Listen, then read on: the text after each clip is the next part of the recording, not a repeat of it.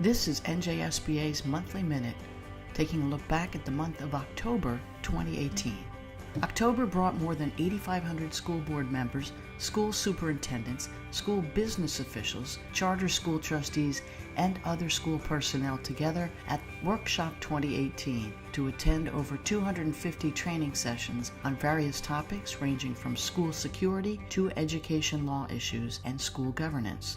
Highlights of workshop included keynote presentations from New Jersey Commissioner of Education Dr. Lamont Repollet and Steven Van Zandt, the legendary musician, actor, and producer who also started the education foundation teachrock.org, which focuses on the arts in education.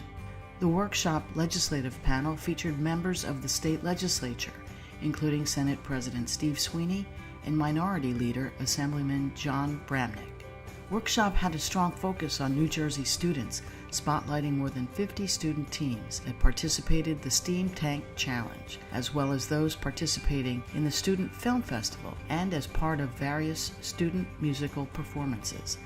Finally, New Jersey State Teacher, Board Member, and Superintendents of the Year were also recognized.